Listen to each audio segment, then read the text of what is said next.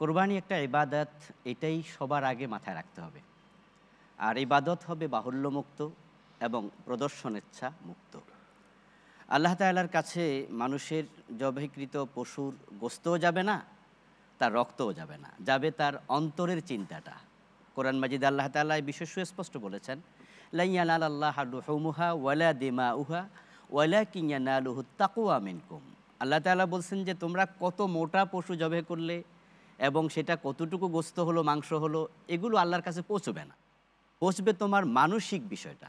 কিন্তু আমরা কোরবানটাকে এখন যেন সবাই মিলে প্রতিযোগিতায় এটাকে লিপ্ত হয়ে প্রদর্শনের বস্তু বানিয়ে ফেলেছি। অথচ যে ব্যক্তি লৌকিকতার জন্য ইবাদত করবে, সে ইবাদত কিন্তু আল্লাহ পরিত্যাগ করেন। সেটা যত সুন্দর ইবাদত হোক। কোটি টাকা দিয়ে মসজিদ বানাবেন, কিন্তু অন্তরে যদি ইখলাস না থাকে, তাহলে আল্লাহ সেদিকে তাকাবেন না।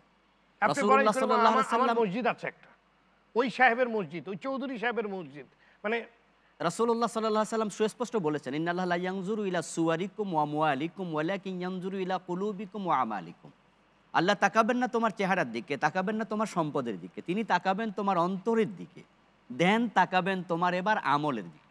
তো আমরা কোরবানিটাকে আজকে ট্র্যাডিশনাল রূপ দিয়ে এমন পর্যায়ে নিয়ে গেলাম যে এখন মনে হচ্ছে যেন কে কত টাকা দিয়ে কোরবানি করলো সেটাই প্রাধান্য পাচ্ছে। এই জাতীয় ইবাদত কিন্তু আল্লাহ পরিত্যাগ করেন। মূল কথা, আল্লাহকে পাওয়ার জন্যই মূলত আমাদের প্রিয় বস্তু আমরা আল্লাহর রাস্তায় দিচ্ছি। লান তানালুল বিররা হাত্তা তুনফিকু মিম্মা তুহিব্বুন। আল্লাহ তাআলা বলছেন, প্রিয় বস্তু আল্লাহর রাস্তায় না দিলে তোমরা আল্লাহর সন্তুষ্টি পাবে না। ইব্রাহিম আলাইহিস সালাম তদীয় সন্তান ইসমাইলকে আল্লাহর সন্তুষ্টির জন্যই কিন্তু তিনি জবাই করতে উদ্যত হয়েছিলেন।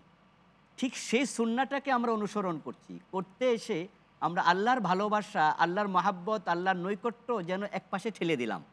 এখন আমি কত টাকা দিয়ে কুরবান দিলাম সেটাই প্রাধান্য পেয়ে যাচ্ছে। আর এই প্রতিযোগিতার মানসিকতা কিন্তু আজকে প্রভাব ফেলছে মূল্যের মাঝে। না হয় ১ কোটি টাকা, যেটা বারবার বলছিলেন যে একটা গরুর মূল্য ১ কোটি টাকা, এটা কিভাবে সম্ভব হয়? মানে আমরা যদি কেজির হিসাবও করি তাহলে সেটা কেজি মানে সেটা মানে কোনোভাবেই ওজন এটাকে অনুযায়ী তো কোনোভাবেই ক্যালকুলেশনে আনা যাবে না। এটা অসম্ভব। কিন্তু সেটা হচ্ছে। এই হওয়ার পিছনে কারণ ওই যে ১ কোটি টাকা দিয়ে কে কিনেছে সেটাও কিন্তু খবরে আসবে। আর তিনি আপ্লুত হবেন, যাক মানুষ জেনেছে যে আমি একটা বড় পশু জবাই করেছি। আল্লাহ তাআলা কিয়ামতের দিন যখন মানুষের হিসাব নিতে শুরু করবেন, তখনও তিনি বলবেন, আনা আগনা শুরাকা আনিশ শিরক মান আমিলা আমালান ওয়া আশরাকা মাইয়া গায়রি তারাকতু। এই হাদিসের বাংলা অর্থ হলো, তোমরা যারা আমি আল্লাহর সন্তোষের সাথে অন্য চিন্তাকে একসাথ করে কোনো আমল করেছো, আমি আল্লাহ কিন্তু শিরক মুক্ত, তোমাকে আমি আজকে পরিত্যাগ করলাম। গোশত আমাদেরকে খাওয়ার আল্লাহ অধিকার দিলেন, সেখানে কিন্তু তিনি বলেছেন, ফাকুলু মিনহা ওয়া আত'ইমুল বাঈসাল ফাকির। তোমরা নিজেরা খাবে এবং অসহায় মানুষকে তা থেকে খাওয়াবে।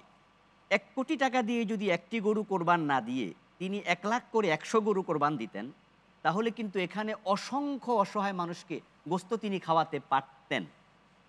এটা একটা কমন সেন্সের ব্যাপার যে আমি এই সুযোগটুকু না নিয়ে শুধুমাত্র নাম মানুষের কাছে ফলাও করে প্রকাশ করার জন্য আমি অর্থেরও তো বিশাল একটা অপচয় করলাম।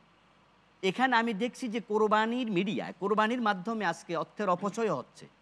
যেটা বাজারে ৮০০ টাকার গোশত কেজি, অথচ কোরবানের সময় ওইটা হিসাব করলে ১,০০০ টাকা পড়ে যায়, ১২০০ পড়ে যাচ্ছে, আরও বেশি পড়ে যাচ্ছে। এখানে কোরবানের মাধ্যমে কথা ছিল আমরা অপচয় রোধ করব, আমরা মানবিক হব, অন্যের প্রতি দয়াদ্র হব, নিজেকে আল্লাহর সামনে কিভাবে স্যাক্রিফাইসের নমুনা উপস্থাপন করা যায় সেটা শিখব। কিন্তু আমরা সেই ট্র্যাক থেকে সরে যাচ্ছি।